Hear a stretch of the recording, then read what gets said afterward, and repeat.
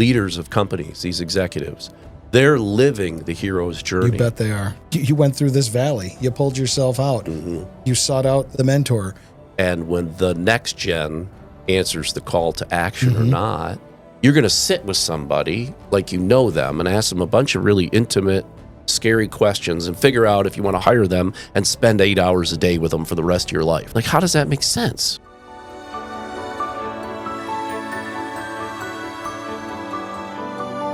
Let me not to the marriage of true minds admit impediment. Love is not love that alters when it alteration finds, or bends with the remover to remove. Oh no, it is an ever fixed mark. It looks on tempests and is never shaken. It is a star to every wandering bark, whose heights unknown, but worth be taken. Love's not time's fool, though rosy lips and cheeks within its bending sickle's compass come. Love cares not for weeks or hours, but bears it out, even to the edge of doom. If this be false, and upon me proved, I never wrote, nor no man ever loved. I'm very concerned that today's episode is I'm going to have to pull some things out of you that you're a little shy. we might have the biggest personality that we've ever had here. So, Todd Hohauser. Hello, Matt. Poet. Thespian. Yes. What else? Historian. Squash player. Oh, and coming off a W, so big news here today. Yeah. Todd comes to us fully exercised, with a W under his belt. It's been a long time coming. From the squash court. Yeah. Okay, thank goodness. Yeah. Okay. So, for those of you who don't know, this is Todd Hohauser. He runs a company called Harvey Hohauser and Associates. That's right, named after my father. Excellent. Yeah. Dad's still around? He is. He lives a driver away from here, as a matter of fact, right on the golf course. Okay. And brought us here in 1972 to Rochester to teach sociology at Oakland University. And when he started this business in 1986, we're celebrating our 40th anniversary this year. Heard about that? Yeah. He was talking about culture and fit in 1986. Nobody cared. Nobody knew. Culture before it's cool. Yeah. With Harvey Hohauser. Yeah. So he's a pretty cutting edge guy. So I'm a lucky guy to be his offspring. That's great. For sure. Yeah. So you and I have known each other for quite some time. Yeah. And then we decided to do this. And man, I've been excited about this for the last few weeks that we've been talking about doing it. So thank you. Glad you're here. What do you want to talk about? There's a lot of things under the rainbow. We were prepping a little bit and talking about Joseph Campbell, one of my favorite guys. You want to dive right into that? Let's do it. Yeah, because you're a Star Wars nut. Okay. In fact, I think, didn't you name your children after Star Wars? My hunting dog. No, I know. Who is my child? Red 5. So extra bonus points to people who figure out Red 5. I'm not going to tell you who that is. But no, Joseph Campbell was this guy who is connected to Star Wars. I'll tell you in a minute. He studied mythology and theology all over the world. He was a professor of theology at St. Lawrence University in upstate New York. He's deceased now. But he wrote a lot of books. The Hero's Journey, The Archetype of Myth, Pathways to Bliss, many, many books. Studying religion and finding the through lines in religion, in mythology. Finding the roadmap that every hero goes on. And you'll see this in everything from Moses to Jesus to, well, case in point, Joseph Campbell mentored a guy named George Lucas. So George used all this stuff in Star Wars to create his story arc and Luke's journey and, when he goes into darkness and the hero's call and whether or not he answers the hero's call. And so it's been quite fascinating. And what I've found after doing recruiting, this is my 27th year, although I started putting resumes in a database for my dad when I went to Western Michigan in 1988 and studied a lot of leaders. And I'm beginning to see leaders of companies, these executives, they're living the hero's journey. You bet they are. There's a lot of archetypes within there, notwithstanding a lot of the clients that we work with who are family businesses. And when the next gen answers the call to action or not. And so I'm seeing these themes over these decades of doing this. So it's quite fascinating. That's great. Yeah. I use a line in every episode, and sometimes I botch it because I don't write it down, is you're uniquely qualified to be doing exactly what you're doing right now. Mm-hmm. And boy, when I'm sitting across from somebody, every single time it hits me right between the eyes because they go through their hero's journey. They Right. tell me their story, and it's like, well, of course you're leading at this point. You went through this valley. You pulled yourself out. Mm-hmm. You sought out the mentor. I mean, they almost always follow the exact story. So Mm-hmm. you want to explain the hero's journey? Are you versed enough on it to kind of give us a Somewhat. tutorial? I mean, I would tell everybody just Google a hero's journey because there's some people that have a 7-step and there's other people that have a 12. But basically, you've got somebody out there living their life, and then some Merlin, some Gandalf, some Yoda gives them the call to action. And then the hero accepts the call. And then they go on the journey. Usually they meet a helper, a friend, a Han Solo, or whatever, Samwise in Lord of the Rings. And that person helps them on their journey. They go into the darkness, into something. There was Joseph Campbell talks a lot about Cinderella. Cinderella was a hero. She was in the cinders. She was in fireplaces cleaning and getting dirty and spit upon by her stepsisters, right? So she had to pull herself out of that, and that's what heroes do through their adventure. And then they hit the pinnacle. They solve it, right? And I think the thing that most people don't know is that you get to do it all over again. Yep. Like it never stops. And I remember talking to a dear friend, and as a matter of fact, I called him for a little pep talk on the drive here because he's super fun to talk to. And he mentioned the COVID and how we defeated COVID. And I said, congratulations. There's another dragon around the corner for you to slay. And lo and behold, there was, unfortunately.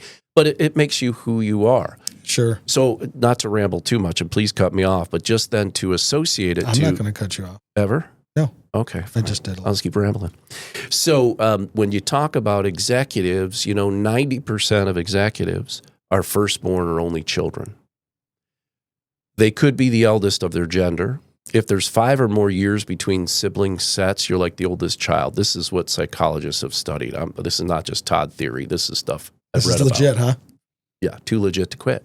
So anyway, what I've found is that these firstborns, parents love you, but they have no idea what they're doing. So a firstborn's got to figure it out, right? They've got to have their own call to adventure in a way. And so a lot of these leaders of companies, they've just figured stuff out on their own and made it happen. And so that's fascinating. And then I also found that a lot of executives I interview go through a significant chaotic event in their life, in their upbringing, right? And I saw on my name tag here, outsmart chaos. Is that like a tagline around here or something? Yeah. I love that. Because leaders have outsmarted chaos in a way. So I found a lot of leaders that maybe they had a sibling with a significant disability, or maybe one of their parents died, or all the things that you go through life that are devastating, that really shapes you. I mean, I hate to use the overused phrase, but what doesn't kill you makes you stronger. Yeah. Is totally true. It's 100% true. Yeah. That's funny. I always find myself saying, there's some level of significance with the people that I bond with the most.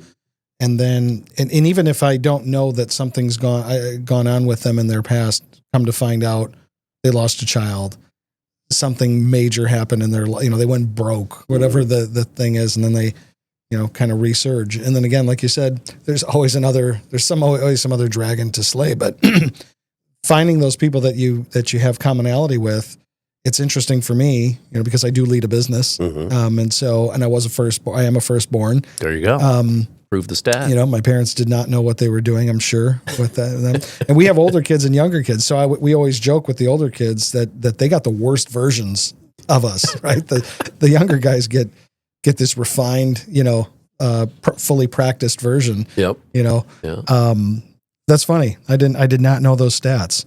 Yeah, it's fascinating. Also, kind of building on what you said, we had our event, one of our large events. We do 2 large events a year. to bring kind of our kind of community together and teach them something, let them walk away with some good tools, whether it's around what we do or just some life skills in general. And so we did one just last week that we called Kickstart 26. And the concept behind it was we're in the most disruptive technological era in the history of the world right now. Mm-hmm. And so we need different tools. We need each other. We need community. We need all sorts of things, not just, the next cybersecurity AI tool or whatever it might be. But that's funny because if I can follow up on that string, because Joseph Campbell would say that AI is that companion. And that's a big archetype in that hero's journey.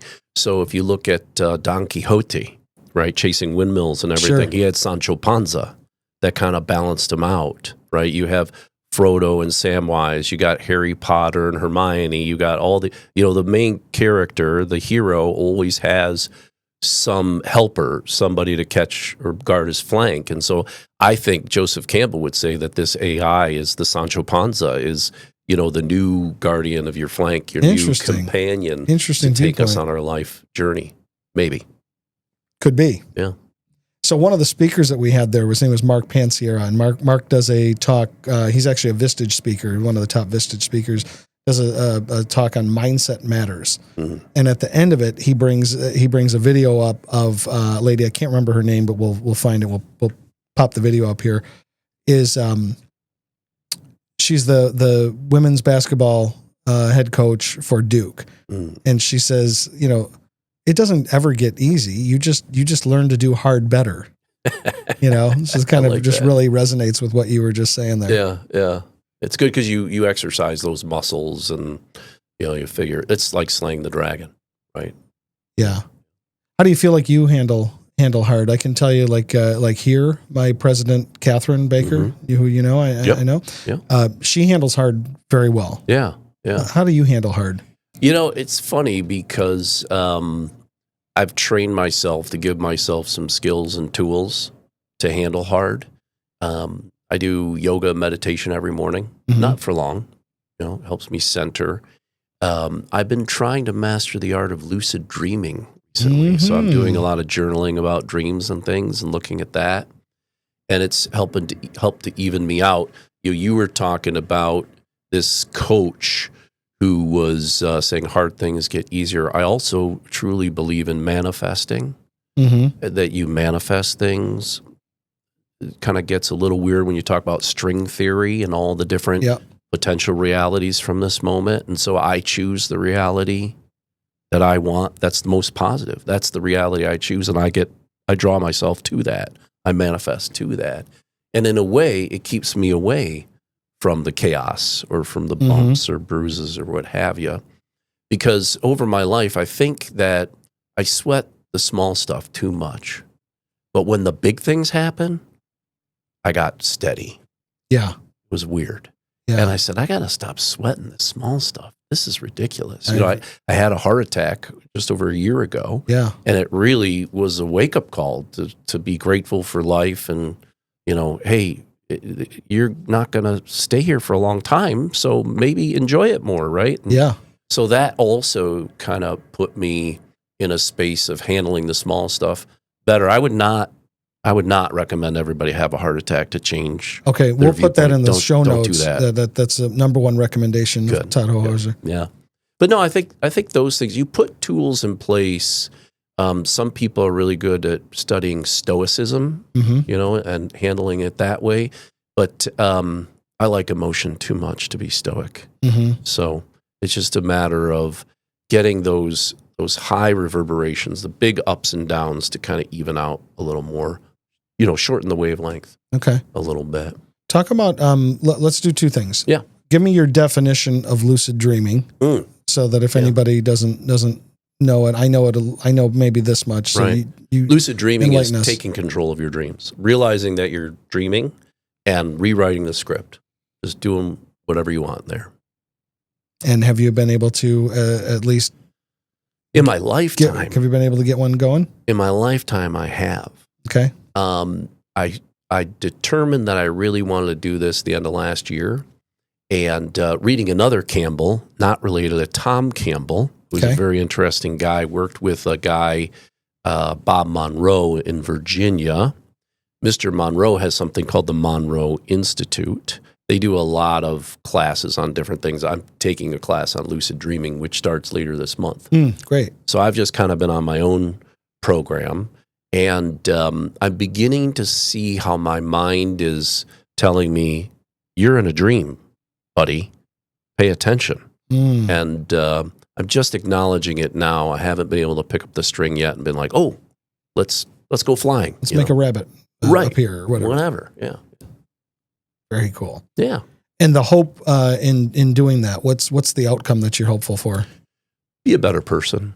Yeah. There's a lot of outcomes that could come from it. Just, understanding your inner world more, your subconscious is important. And I kid around with the squash pro at Gary? I don't. Such a great guy. Was number one in South Africa. He was the number one in squash. Oh yeah, number one. Is this the guy you beat today? No. Oh, okay. He's the coach down there. But I told Gary I'm going to practice squash in my dreams so I can be a better player. Oh, because there are professional athletes that do that. Another word you used was manifesting. So explain manifesting and explain maybe how you use vivid imagery or anything like that to to better yourself or whatever it is that your outcome is that you're looking for. Well, there's a lot of ways to do it. I mean, you can journal, you can write, you can speak. You create your reality. I have a dear friend who probably should get a job here, by the way, who's a technology expert in Brazil. Oh, okay. And he has been on a journey for the last couple of years to move here. And so he's gone through all the steps, immigration, all the letters, all the tests, all the stuff. And he's very stressed out because he wants to come to the United States. He sees it as a land of opportunity, and he's got a job that he can do here remotely, whatever. And I was like, well, Erickson, you got to start journaling about what it looks like to be in the United States. If you write this down, like he's visited me on Thanksgiving before. Okay. So I'm like, well, why don't you write down what Thanksgiving of 2026 looks like? Write that down. It'll become a reality. But then simply, if we're talking to a potential client, my brother and I, who's my partner, we might talk about, oh, we're getting this one, and here's why. And, we'll talk about it with each other and speak it into existence. That's great. Yeah. Ever anything with like vision boarding? I mean, I've been through a couple exercises of that. My wife does that. Does she? Yeah. Cuts out the pictures out of magazines or prints them out and writes it down. Yeah, whatever works for you. Okay. I'm more of an auditory guy, so I like to speak. Yeah, me too. I'm not good at drawing me at too. all. Actually, I can stick figures. I'm good with stick that's figures. Good. Yeah. That's good. And if you make them a little different on each page, you can make them so it looks like they're running. That would be cool. You can do it right there in that notebook. I can't do it with mine. That's the problem. This electronic stuff. That's fun. You also, so as I said at the beginning, you're probably one of the biggest personalities we'll have on this. Pressure's on this show. Yeah, but you went through. You were trained in or had experience in improv. Yes. Yep. Okay. Yep. So where was that? What's that all about? Well, that started at Western Michigan University, and I hesitate to say that because we do have a chip in the room here, so we got to be careful with that. Yeah, she can make you look really bad on the camera. I know. Needless to say, and you had a great chip friend on the show before, Dan Weingartz. But anyway, yes. So it started there. I had a professor there, Dr. Jim Daniels, who was amazing. He was a great theater instructor, and that's where it started. And actually, what happened was I stumbled into a concept, something called psychodrama, because I was a theater major and a psych minor. And I always kid around and say that I did that so I could act crazy, which worked out pretty well. Psychodrama. Yeah. So Dr. Jacob Marino was the guy who invented that. Dr. Jacob Marino, this is a funny story. He was a contemporary of Sigmund Freud. So he was in Vienna at the same time as Sigmund Freud. Okay. And Sigmund Freud, of course, had psychotherapy. Dr. Jacob Marino had psychodrama. And psychodrama was actually getting in a group or with a therapist and acting out your stuff. Like, hey, Matt, you're going to pretend to be my dad, and I'm going to work out this thing that I had with my dad. Mm-hmm. And it get intense, right? You have a safe environment. So it could be pretty cataclysmic, pretty cathartic, I'm sorry, is a better word. So Dr. Jacob Marino was famous for saying to Sigmund Freud, Sigmund, you cause constipation. I cause diarrhea. So it was a very interesting topic that I got into. And I actually was a full-time paid actor in Minneapolis for a year with a group called Climb, Okay. Creative Learning Ideas for Mind and Body. I think they're still around the Twin Cities. And more drama therapy, interactive dramas, really cool stuff. Then I moved back to Michigan, lived in Ann Arbor, and I found a woman that trained with Dr. Jacob Marino. No kidding. God rest her soul, one of my mentors who's now passed, Dr. Sarah Schreiber. And she had a group called Empatheater, and it was an improv troupe. And so we'd meet at the Carytown Concert House there in Ann Arbor, and people would come in and they'd write a little scene and they'd give it to us backstage, and we had like 5 seconds, be like, okay, you're the goldfish, and I'm the lion, and you're the pencil eraser, and go. And then we just go. And so it was a lot of fun. Great people, great bonds. I did that for almost a decade. Really? And I would say that's some great training for business.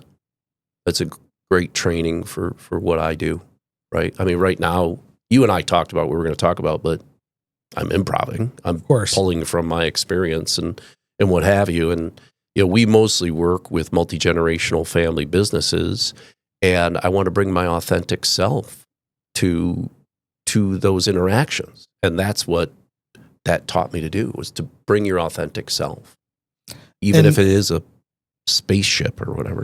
There's an authentic Todd. Well, spaceship. and so and to not jump in with preconceived notions, right? Mm-hmm. I mean, because there's what are the rules? Acceptance. Yep, and expect the unexpected. And so, I mean, isn't that just life? Yeah, right there. Well, yeah, we recently went to a meeting and it was not what we expected, and we thought we were going to have some more give and take, and it was a very guarded meeting, and we just had to figure out a way. Okay, well, let's talk about something else. Let's try a joke or do this or what have you. So it was really good training. And also, when you interview people, it's kind of like being in a scene. Now, the interview happens to be one of the weirdest, not this interview, but like when you interview somebody for a job, it has to be one of the weirdest business meetings that ever has been invented, because you're going to sit with somebody like you know them and ask them a bunch of really intimate, scary questions and figure out if you want to hire them and spend 8 hours a day with them for the rest of your life. Within 1 to 2 meetings of getting to know them. Like, how does that make sense? Right?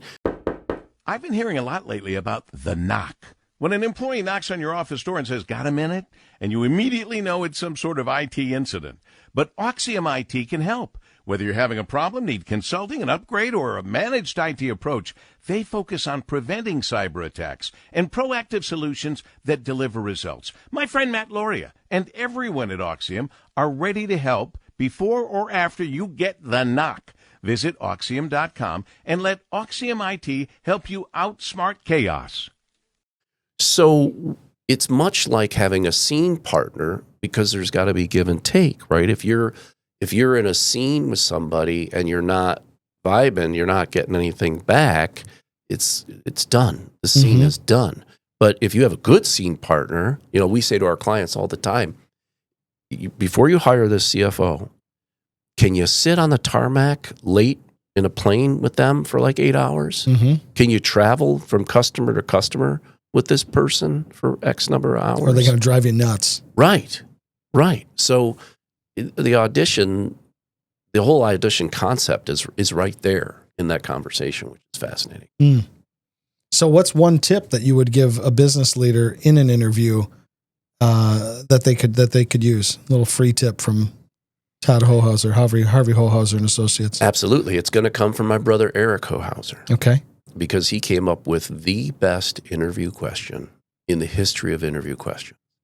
And, we always are talking to people about culture and fit and values. Yep. Right? Because you could be the best XYZ, but if your culture, your values don't match that company, it ain't going to work, right? Mm-hmm. So on both sides of the equation, whether you're a business owner or a potential employee, we're always telling people, look for values, look for values, look for values alignment, right? So here is the long interview question about values. Okay, Ready, bring set, go. Your parents each taught you a value that you hold near and dear to your heart, a value which is immovable and unchangeable, a value that you think about every day.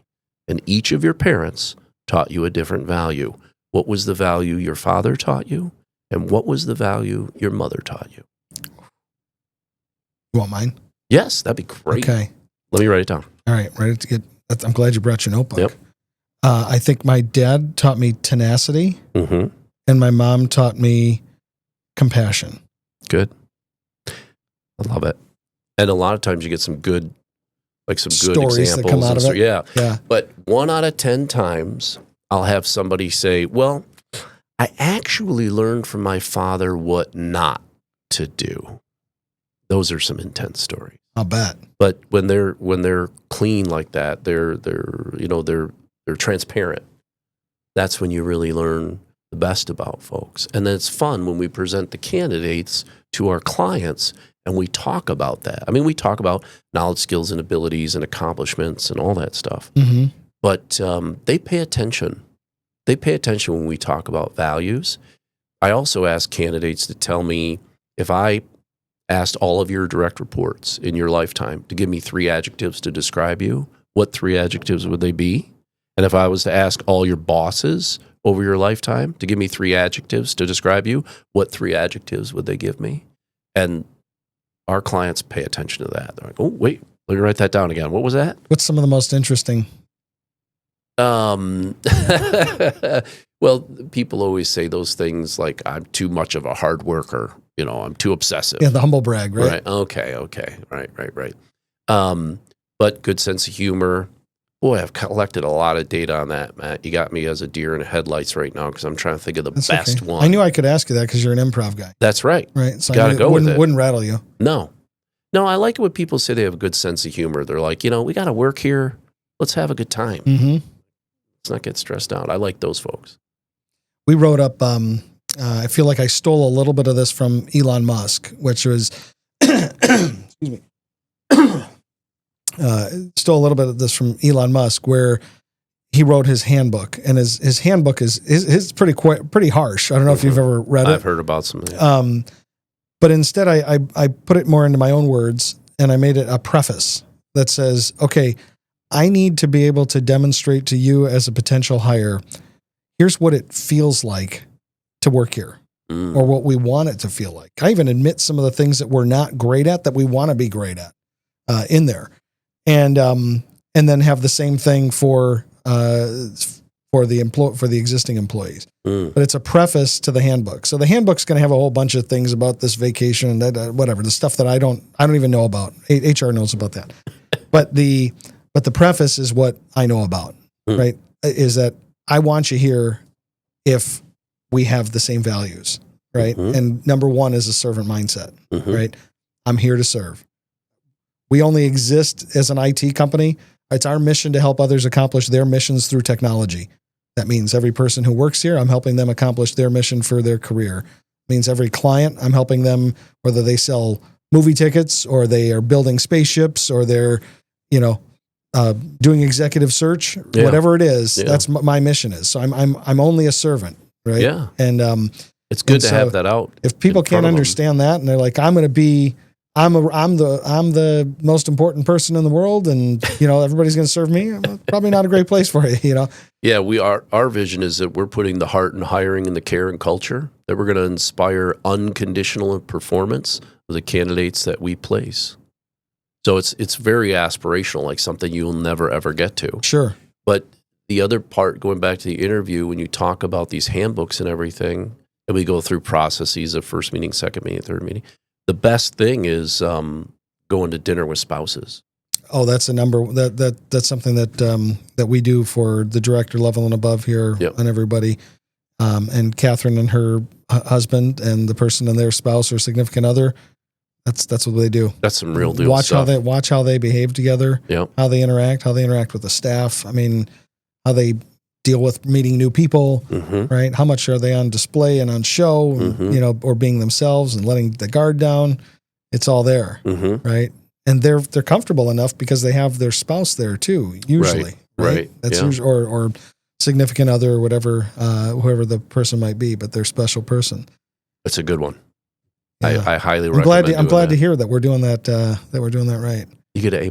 Good. Way to go. One thing I want to make sure that everybody walks away here kind of understanding a little bit better than maybe even better than I do right now, or than I did before we had a kind of a lengthy conversation the other day about what you do. You do retained executive search. Is that the way to say it? That is the way to say it. Okay. Thank you. So business leaders, we're obviously always looking to grow our staff, bring in the right people. What is the difference? I mean, there's so many different ways to hire somebody. I can make an ad and Indeed, can do it myself. I can hire somebody. Explain to me what retained executive search is and why it works well for what you do. Yeah, absolutely. Thanks. Well, a lot of our clients are people that come to us and say, this is the most important hire that I will make in my career. We cannot mess it up. Because what we've done over 40 years, because this year is our 40th anniversary, we are going to take them through a rigorous process. It's basically a 3-phase process, which is understanding you, understanding the candidates, making the match. That's what our clients see. Simple 3 phases. From our side, we have a 140-step process that we take them through. And I hesitate saying that because a lot of people hear that and like, 140 steps? I don't have time for that. I need somebody now. It's like, no. This is what we do, right? Generally takes 3 months. But this is 3 months from the time we begin. We call you up and say, hey, we need your help, to the time when you have the person in the seat. Yep. Okay. Yeah. And a big differentiator I should call out, Matt, is that there's basically retained recruiters and there's contingency recruiters. Okay. So a contingency recruiter will get paid only if they make a placement. A retained recruiter is paid a part of their fee up front to do consulting. Okay. Right? Now, we have a 100% completion rate. Every single search we've ever gotten gets done. And the reason why it is because of that rigorous process and because we take time in the beginning to do discovery. I love to go feet on the shop floor and see what the operation is. Pick up on the culture that way.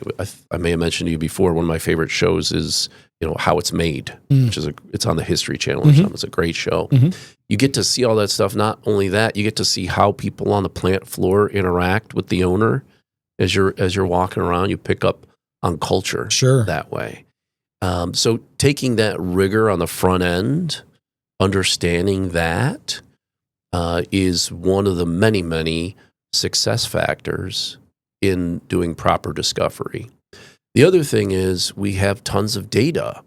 I've been interviewing people for 27 years, and I have my father before me who did that. And so we know what the right CFO is going to answer, and we know what the right VP of sales or president or CEO, we understand the archetypes, to go back to Mr. Campbell. So we're looking for that stuff, notwithstanding the specific knowledge, skills, and abilities that our clients are looking for. So that experience, that data, that talent management is in our DNA. That's our familyness advantage. So the other part is the process itself, because the process ferrets out the 5,782 things that can go wrong in search. It's how many was that? 5,008. What's step number 4,292? I just want to know what step 138 is. The 144. That's probably get the signed offer letters toward the end. Yeah. Okay. Yeah. But managing the process, it's amazing to me, the process that, so there's 2 critical success factors in any search. One is communication. So we have weekly communication with our clients, both on the phone and on email. Paper, I was really archaic there for a second. Then the second is that whoever's involved in the decision-making at the end is involved in the beginning. And you have believe how many times at the end somebody's like, wait, Bob needs to interview this person. It's a hidden decision maker. Wait a minute. Right? They weren't involved in the beginning. That's not going to happen. So sometimes we have to get pretty hard line and tell them yes and no. My favorite story is from years and years ago. We had a family business. They were coming into our office to interview finalist candidates because we sit in the interview with our clients to watch chemistry and to help, do all that stuff. You don't just say, hey, here's Bill. You guys have at it. No. We write potential questions. We help to facilitate. We can be quiet in there, but we want to, number one, observe the chemistry. Sure. So clients show up before, 15 minutes, whatever before, and they start setting up a camera in our conference room. And I'm like, what are you guys doing? Oh, well, we just want to take pictures of the candidates so everybody back at the office can see who we're talking to. I'm like, you want to go to jail? No, you're not. Like, it's against the law. Like, whoever doesn't get the job could say they didn't get the job because of the picture you took.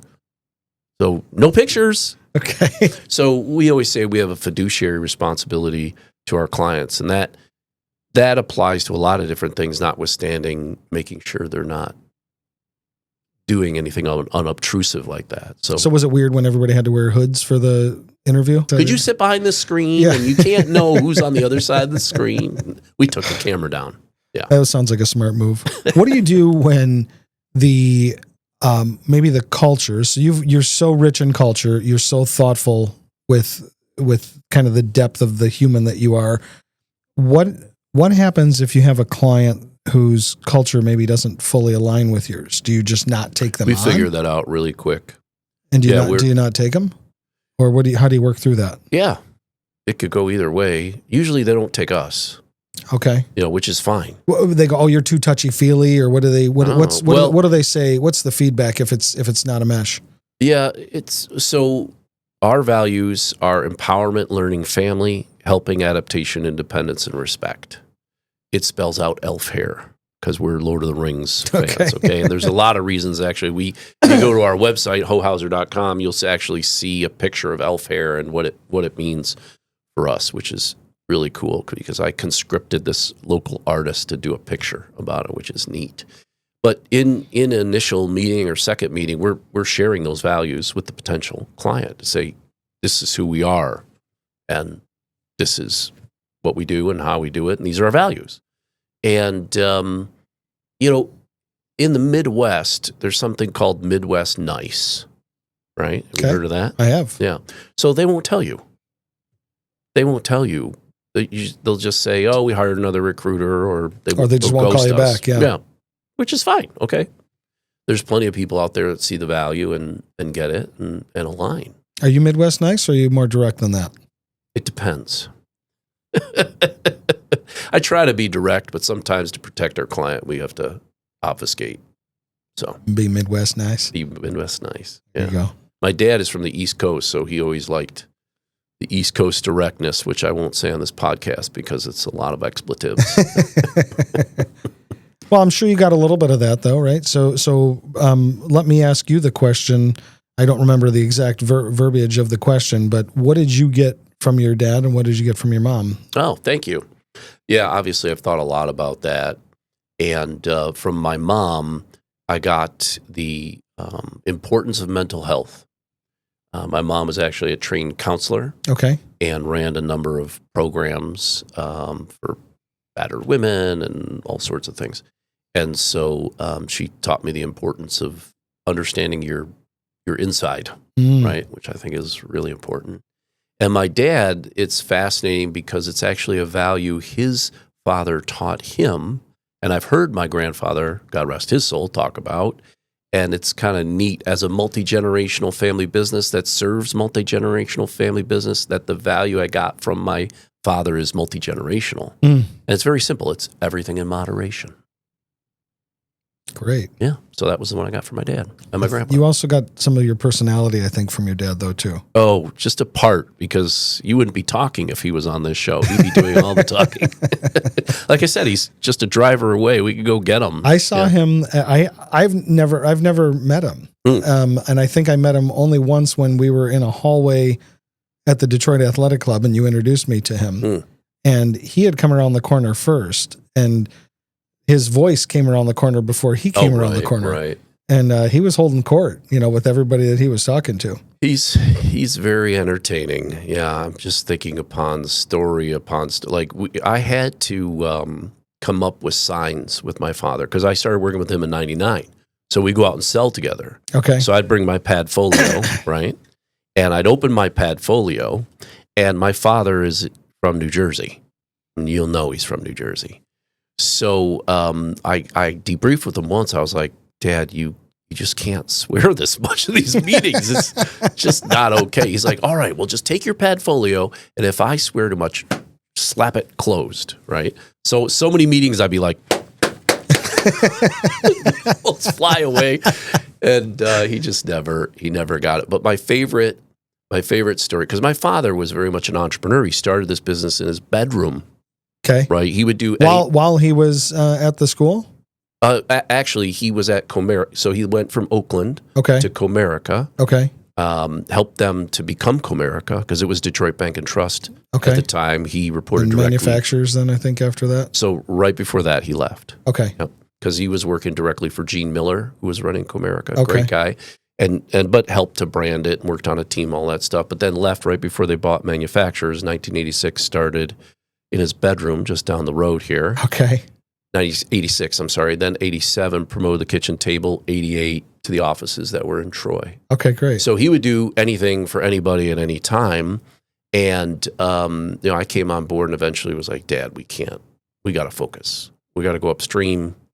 So we did that, and we continue to go upstream, which is really good. And then Eric and I really focused us on multi-generational family businesses. We have some publicly traded clients. We have some private companies, but 80% who we work with is multi-generational family businesses. But one of the stories I love to tell is about Sirius Satellite Radio, because everybody knows about them. Of course, back in the day, it was Sirius on one side, XM on the other. And we went to meet with the CEO of Sirius Satellite Radio. I guess I shouldn't say his name. It was before the Viacom guy. It was when they just started up. And one of the big 5 search firms was doing the search, and they were messing it up. Okay. Because they weren't from here, and they wanted an automotive guy to sell to the big 3. And so we were getting the search. So the CEO is sitting down with us and telling us about this other search firm that's just not delivering. So he says, I'm going to hire both of you to do this search, which is abhorrent. You don't hire 2 retained firms because you will end up paying 2 fees, 33% of whatever. You're going to pay twice, which people don't do. They might hire 2 contingency firms, but only one will get paid. Okay. But if you hire 2 retained firms, they're both going to get paid. Is that like marrying 2 women at the same time? I'm not going to say anything about that. You're going to have to watch House of Mormon on that one. Needless to say, I'm biting my tongue in this meeting because I'm like, this isn't what we do. It's not. And my father's much more entrepreneurial. We get out in the parking lot, and I'm like, Dad, they're going to retain us. They're retaining that other big firm. That's not right. That's not what you do. And my father goes, shut up and take the money. Okay, Dad, you got it. So yeah, he's a personality, very entrepreneurial. That's funny. Yeah. On the multi-generational talk, so as you mentioned, we've had Dan Weingartz in here. Yeah. We've had Doug Manns in here from Manns Lumber. Yeah. Trying to think who else, multi-generational folks, but Scott and Chanel Schoenberger from Blue Water Technology Group. Talk about what is unique and differentiated and more complicated in those, and why the specialty there, and why that tends to have such a value to the firms that you work with. Well, number one, it's in our heart. It's just who we vibe with. We just feel it. Good, the bad, and the ugly. In 2016, Eric and I discovered and enrolled in a program in Canada called Family Enterprise Advising. And so we went to Toronto once a month for 7 months to take classes, 1,000 hours of class time. We had to do a book report. We had to take a final written exam. We had to take an oral exam. It was rigorous. There's no other program like this on the planet. Say the name again.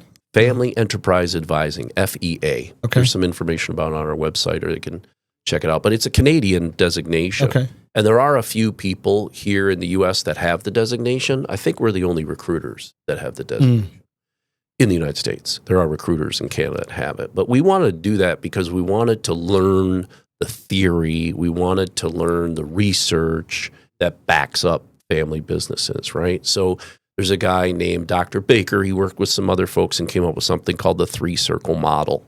It's the center point of all family business consulting. It's a great tool to separate family from ownership from business. And each circle has its own governance. And so having that, governance in place helps the family to hum and leverage their familyness advantage. And I was talking about that before. So every family business has something called a familyness advantage, something that's in their blood. So you walk into a Weingart store and you just feel it. Yep. Like you're part of the family and they're going to help you. And I don't know how to fix a lawnmower, but these guys are like my uncle who knows how to fix a lawnmower. Yep. Right. You walk into just one feel on the it. west side and you walk into one on the east side, it feels the same. Yep. So that's their familyness advantage, right? And so leveraging that, notwithstanding understanding the culture that breeds, and then making sure someone fits within that culture. So understanding that 3-circle dynamic, understanding how to leverage that familyness advantage is what really helps to fit somebody into the company. So I've got a gentleman I'm helping right now find a CEO. He and his wife started the company. And he's 70 and wants to kind of chill out a little bit. And so he wants a CEO to run it. He doesn't want to sell the company. He just wants to own it himself. And so he really, the whole team talks about this no drama culture. We have a no drama culture. Like we just approach this stuff straight out. So that's something that we assess candidates for, give us an example of, or how have you led a no drama culture, and really get into some of those stories.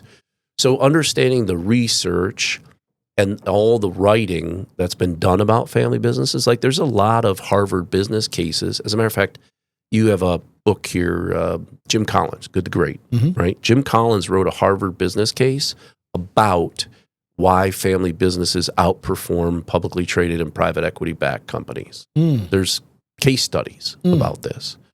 So that's when you have the 3 circles humming, and they've got governance, and they understand their familyness advantage.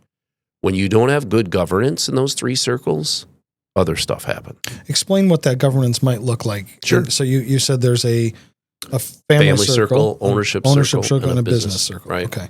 So very simply, with a business circle, the governance might be, you're familiar with EOS. It's the VTO.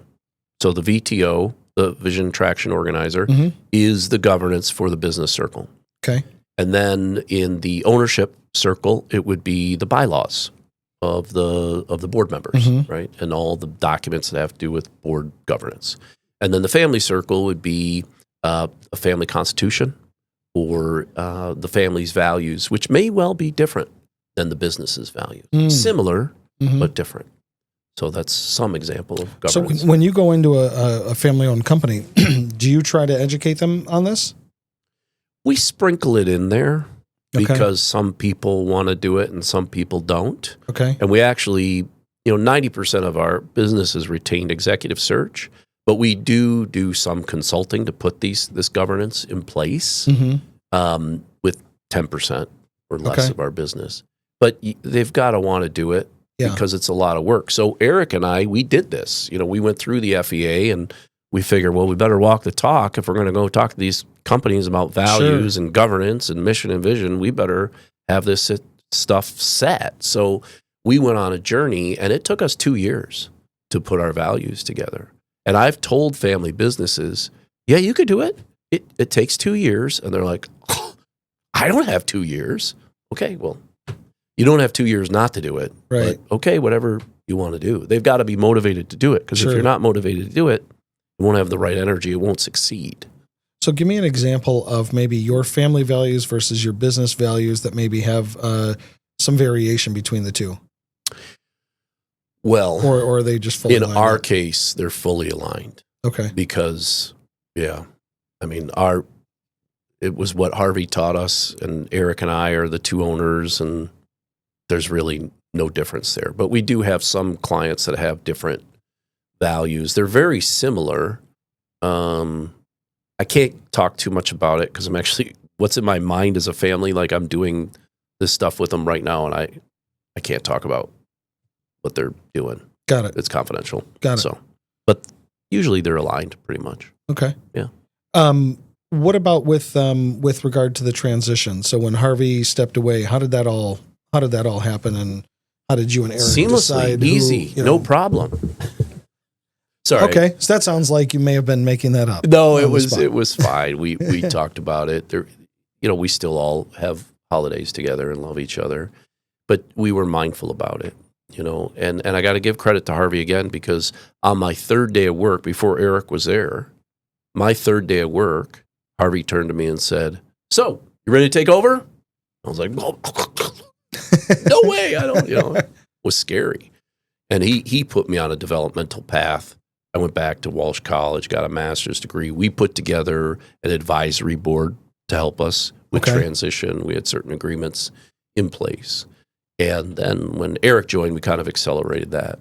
So it was because of Harvey. He realized that he needed to do it, right? And in order for the business to evolve and to survive, so he went into it. But sometimes we have clients where the preceding generation doesn't want to let go.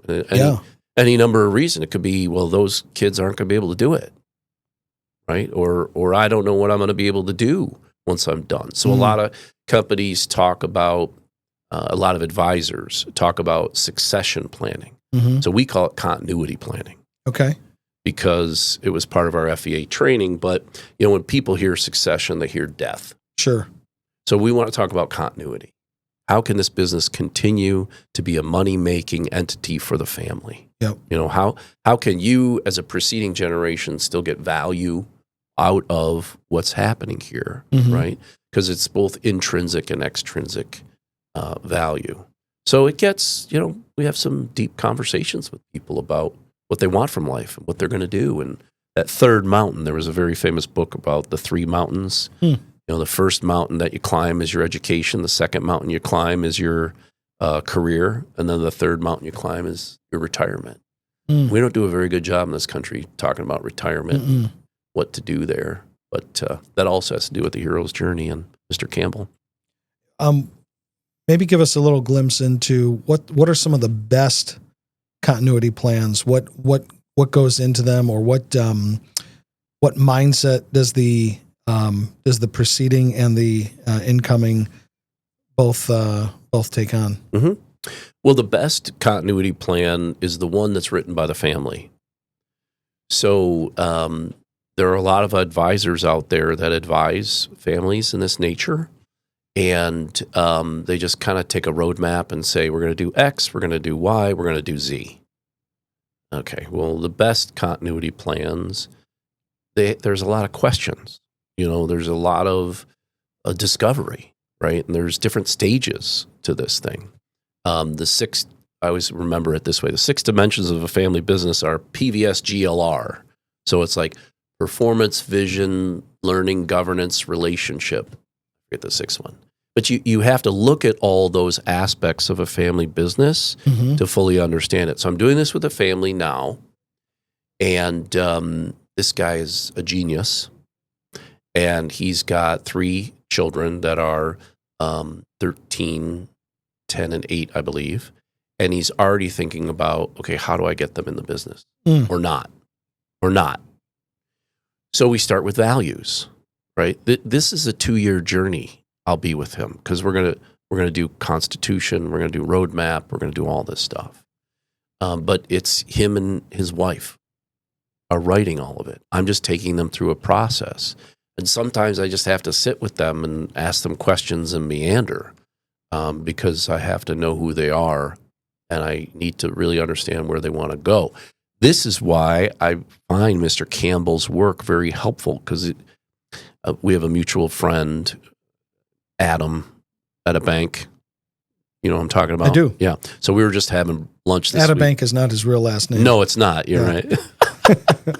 But he was saying that one of my pet peeves is the word pet peeves and also the word journey because it gets overused. But in this case, you know, these families are on a journey and their children are going to be on a journey and you're putting this roadmap out there. And so our job is to guide that, not to get prescriptive, but to just put some boundaries on it. Mm-hmm. So long-winded answer that the best continuity plans are the ones written by the family. Okay. There you go. Before we got started, you mentioned a concept called Tikkun Olam, heal the planet. And are you Jewish? That was a little. You've got it. You got to get that in the throat. That was good. I like that. Yeah. Very well done.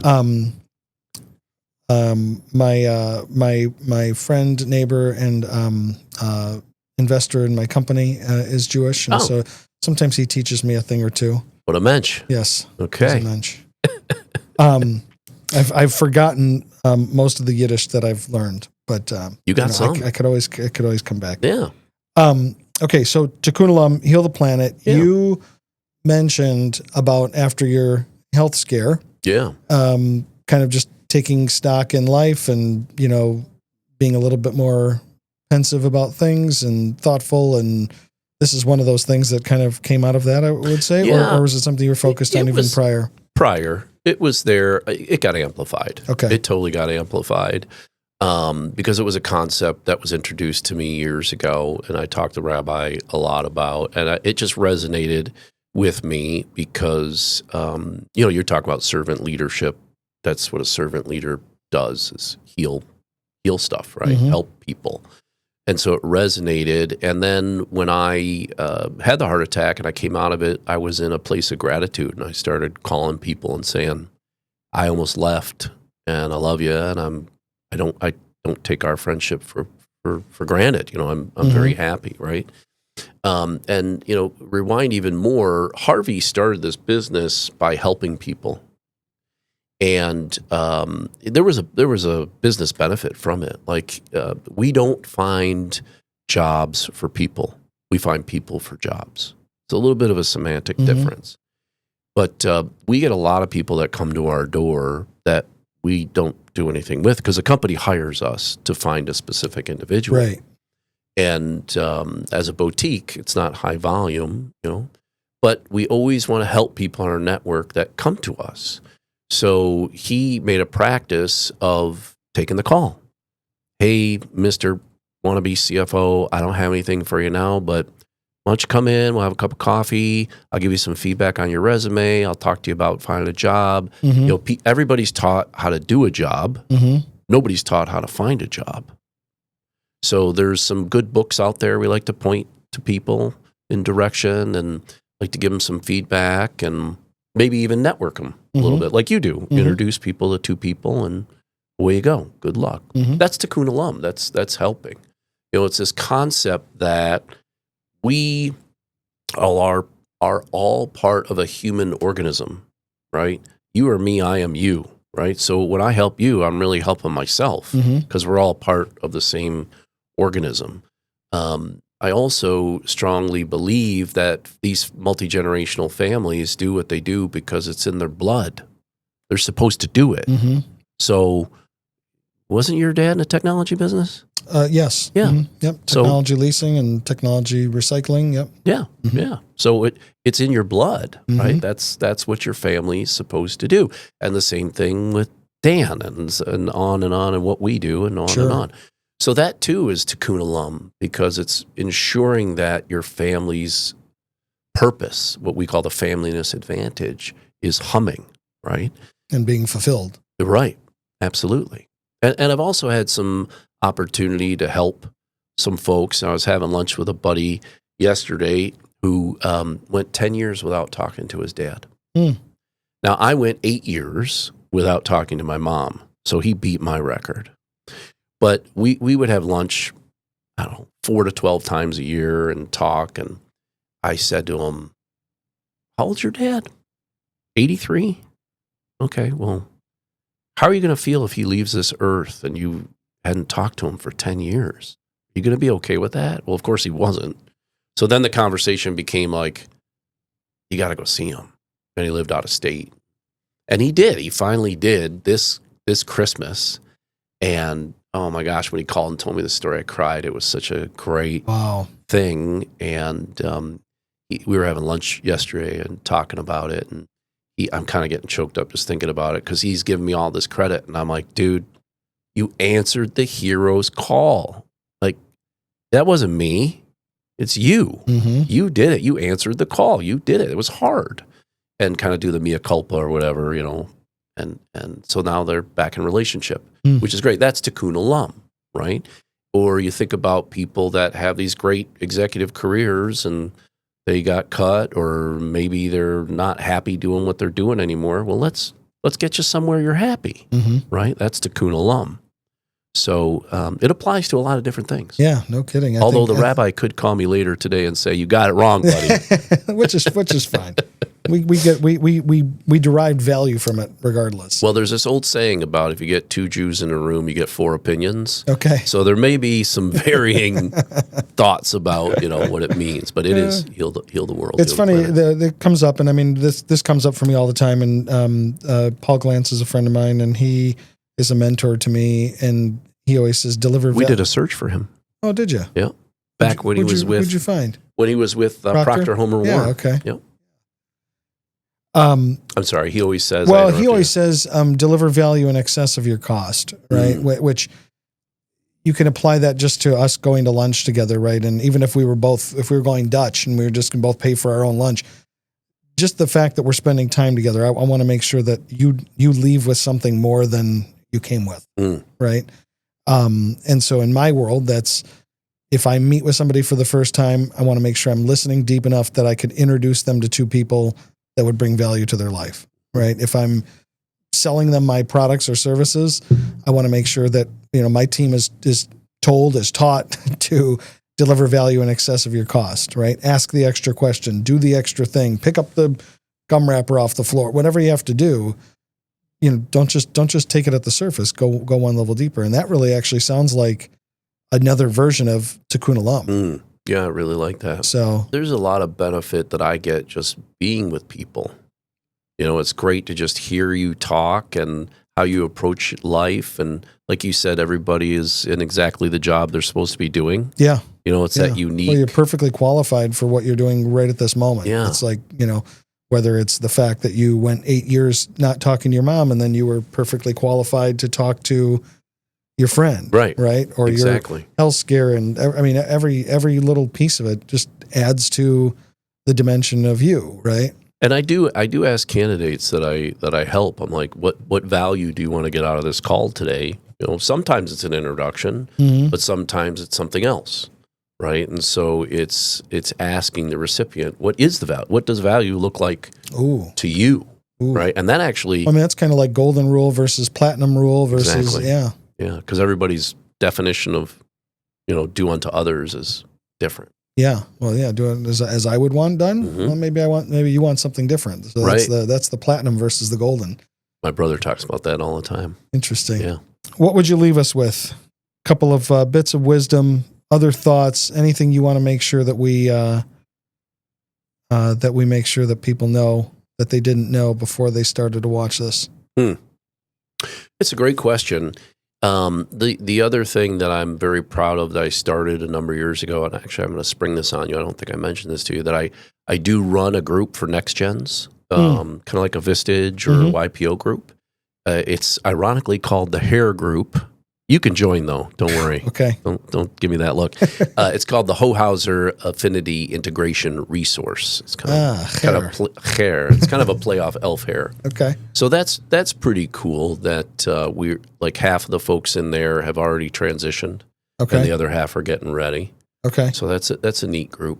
Great. Yeah, there's a few people that I know that would be potential candidates for that group. So great. Let's talk about that. It's awesome. All right. And then I'm going to bring up and make sure that we brag about this, that on October 15th, well, this is supposed to be evergreen content here. Evergreen.